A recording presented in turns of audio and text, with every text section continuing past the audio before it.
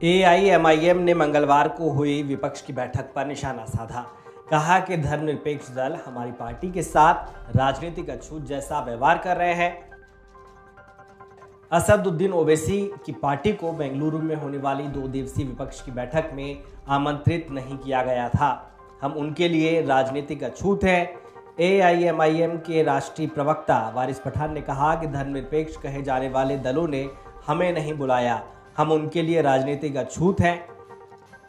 जबकि कुछ ऐसे नेताओं को आमंत्रण दिया गया जो कभी भारतीय जनता पार्टी के साथ थे। उनका इशारा नीतीश कुमार, उद्धव ठाकरे और महबूबा मुफ्ती पर था।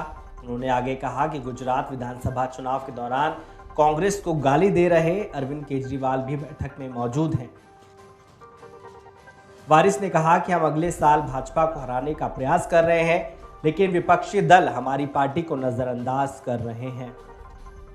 दरअसल अगले साल होने वाले विधानसभा चुनाव में बीजेपी को टक्कर देने के लिए बेंगलुरु में 2 दिवसीय विपक्षी दलों की बैठक संपन्न हुई।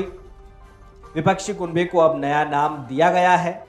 राहुल गांधी ने कहा था कि अब लड़ाई Indian national development inclusive alliance यानी इंडिया और बीजेपी के बीच है। विपक्षी दलों की बैठक बेंगलुरु में हुई। नाम पर चर्चा के बाद एक एक करके दलों के नेताओं और पार्टियों के आधिकारिक ट्विटर हैंडल से ट्वीट किए जाने लगे। लालू प्रसाद यादव की पार्टी आरजेडी ने लिखा, विपक्षी दलों का गठबंधन भारत का प्रतिबिंब है। ओवैसी कई मौकों पर राजनीतिक दलों को आईना दिखाते रहे हैं। विपक्षी पार्टियों ने बहुत पहले ओवैसी की पार्टी से दूरी बनाई हुई है, जिसकी वजह से ओवैसी की पार्टी का यह बयान सामने आया है।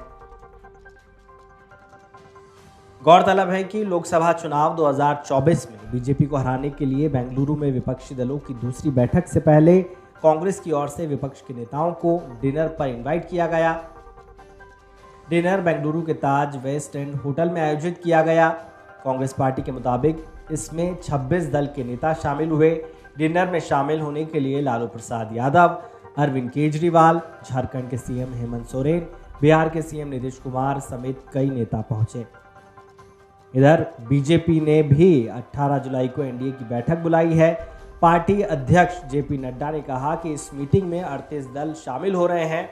इस बैठक पर राजनीतिक दलों की प्रतिक्रियाएं आनी शुरू हो गई है, जिसके चलते एनडीए की बैठक पर कांग्रेस महासचिव केसी वेणुगोपाल ने कहा, मुझे ताज्जुब है कि मोदी जी ने राज्यसभा में कहा था कि मैं सभी विपक्षियों पर अकेला भारी हूं।